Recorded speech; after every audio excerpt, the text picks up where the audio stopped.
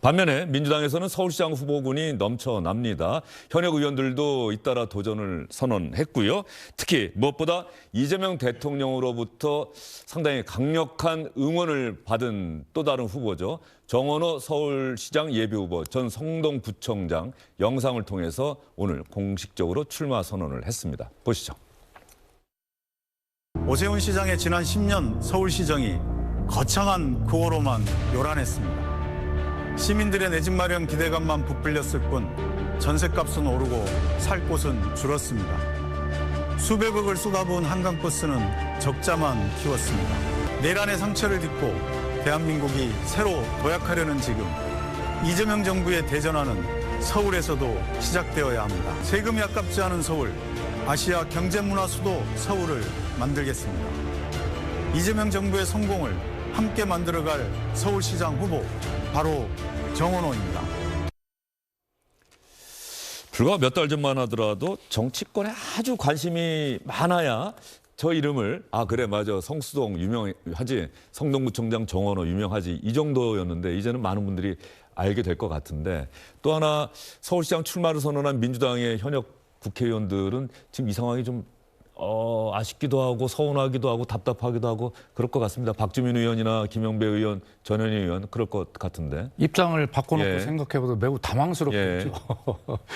나는 현역 국회의원인데 갑자기 그렇습니다. 기초단체장 했던 분에게 그냥 확 스포트라이트가 비춰지니까. 그러니까 그중에서 박주민 의원만 해도 초선 초부터 굉장히 관심과 스포트라이트를 많이 받아오지 않았습니까? 이제 때가 무르익었다 생각했는데 갑자기 더 강한 빛이 나타나서 이 빛이 죽어버렸어요. 그런데 저는 이제 관건이 이제 이럴 거라고 생각을 합니다. 이제 TV 토론을 하자라고 후보 토론을 하자고 요구를 하지 않습니까? 당내 토론도 있을 거고요. 그래서 이런 과정을 통해서 과연 정원호 후보가 어떻게 현역 국회의원들의 그 깊이와 넓이 뭐 그렇게 단순하게 뭐 그렇게 할 수는 없습니다만 그것을 어떻게 넘을 수 있을까라고 하는 것이 이제 진짜 모습을 내면을 보여주는 기회가 이제 오기 때문에 그걸 잘 넘어야 할 거라고 생각하고 현역 의원들은 한두 번의 고비는 있을 것이다. 그러니까 현역 의원들은 그걸 기회로 이 쌓인 실력을 한번 보여주겠다. 차원이 다르다라고 하는 또 벼르고 있겠죠. 그게 유일하게 아마 한두 번의 위기이고 한두 번의 기회가 될 것이다. 이렇게 보고는 있습니다. 어쨌든 지금 정원호 전 성동구청장이 좀 앞서가는 모양새고 다른 현역 의원들이 추격하는 모양새다. 뭐 우리가 이 자리에서 또 여론조사 이야기하면은 너무 많은 걸 이야기해야 되니까 그 정도는 뭐 이야기해도 될 것 같긴 한데 민주당의 이런 경선 추세 큰 변화가 있을 수 있을까요? 최선 의원 보기 어떻습니까? 지금 예비 경선, 그러니까 당원 100% 투표를 하는 예비 경선이 23, 24 이렇게 되죠. 그리고 본 경선이 이제 다음 달 7일, 9일입니다. 시간이 바슷해요. 지금 얼마 없습니다. 그래서 지금 오늘도 보면 기사들이 정원호 구청장에 대해서 명픽 이런 말들을 쓰고 있지 않습니까? 이재명 대통령이 픽한 인물이다. 근데 사실 냉정한 말인지 모르겠습니다만은 정원호 구청장이 임종석 전 비서실장의 사람이에요. 2000년부터 2008년까지 임종석 실장 그 보좌관을 했습니다. 출발점은 그랬지만 그렇습니다. 그 이후에는 이제 완전히 달라졌다는 건데. 단체장으로서 행정가로 그 때문에 바뀐 뭐냐면 거죠? 친명 지지층 입장에서 보면 이 임종석 그 실장에 대한 약간의 뭐랄까요, 강한 비토 이런 게 있기 때문에 사실 정원호 구청장 일 잘하는 건 알겠는데 뭔가 약간 좀 미심쩍은 마음 있었던 건 사실이거든요. 근데 그 정서를 이재명 대통령이 먼저 나서서 지난해 12월에 SNS에 글 올리면서 아주 분위기를 바꿔버린 겁니다. 그러니까 실용, 일 잘하는 사람 뽑자. 이렇게 아예 분위기를 확 바꿔버린 거거든요.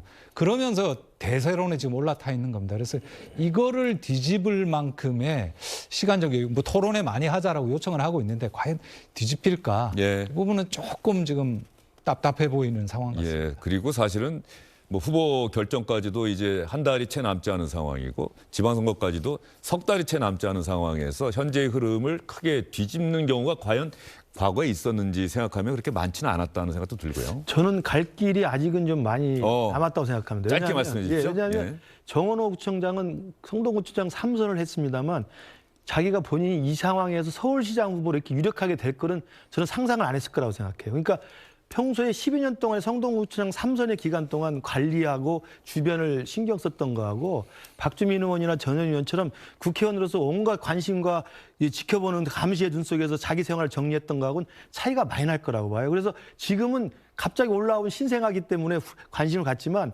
무대 위에 올라와서 링 위에서 이것저것 따져보면요. 제가 볼 때 리스크가 상당히 많을 수 있다. 예. 관리 자체가 국회의원과 특히 서울에서 재선 3선한 사람과는 관리 자체가 저는 강도가 약하다고 생각해요. 그래서 지금 나온 의혹들 많이 있지 않습니까? 벌써 쓰레기 용업체 논란이라든지 이번에 휴대폰 문자 논란이라든지 여수의 휴양시설 논란이라든지 저는 이게 시작에 불과할 거라고 생각합니다. 껍데기를 벗고 보면 상당히 많은 리스크가 존재할 수 있다는 게 제 개인적인 생각입니다. 알겠습니다. 우리나라 87년 직선제 개헌 이후에 대통령을 보면 이 단체장을 했던 정치인은 생각해보면 이재명 대통령, 현 대통령과 이명박 전 대통령, 서울시장 했던 이 두 사람뿐이죠. 나머지 다른 대통령들은 국회의원을 했다거나 뭐 장관을 좀 역임했다거나 행정 경험을 이 장관직으로 이제 뭐 보충 수업을 한다고 할까요? 대부분 국회의원 출신들이 대통령이 됐는데 이재명 대통령은 본인이 그 길을 걸었다 보니 단체장, 행정가 출신에게 대한 기대가 상당히 있는 것 같고 좀 키워줘야 되겠다는 그런 좀 사명의식 같은 게 좀 있는 건 아닌지. 아니 실제로 민심을 들어봐도 뭐 지금 현재는 농담 반 뭐 이런 이야기지만 앞으로는 뭐 단체장 출신들을 좀 잘 쳐다봐야 되겠어 이런 이야기를 하는 분들이 많아요. 제 지역구에서도. 하여튼 그러면서 이재명 대통령의 현재 이제 국정 운영이 매우 높은 점수를 받고 있기 때문에 그 원인은 결과적으로 단체장을 하면서 아주 작은 이슈지만 그것을 진심으로 대하고 해결하는 이런 모습들을 국민들은 사실 원하는 거잖아요. 네. 큰 담론보다는. 그런 측면에서 매우 실용적인 효능감을 국민들이 보기 때문에 단체장 출신들이 큰 정치를 하는 이런 모습에 대해서 굉장히 기대를 갖는 새로운 또 문화가 형성돼 가는 이런 것인데 하여튼 이재명 대통령의 성공과 정원호 구청장의 성공적인 대비 이런 모습들이 그런 어떤 구조를 더 강화시켜 나갈 것인가 하는 것은 이번 지방선거가 아마 기회가 될 것이다 이렇게 봅니다. 네, 어쨌든 서울시장 선거의 또 하나의 관전 포인트 가운데 하나는 정원호 전 성동구청장이 집권 여당인 민주당의 서울시장 후보가 될 것이냐, 후보가 된다면 그 다음에 서울시장 본선에서 이겨서 그 구청장 출신이 서울시장이 되는 새로운 역사를 쓸 것이냐, 또 하나는 뭐 오세훈 서울시장이 과연 후보 등록을 할 것이냐, 국민의힘의 후보가 될 것이냐, 뭐 이 부분도 좀 봐야 될 것 같고 만약에 또 후보가 돼서 승리한다면 5선 서울시장인가요? 예. 또 역사에 없는 새로운 역사를 쓰게 되는데 그 부분 한번 앞으로 관심을 갖고 지켜보도록 하겠습니다.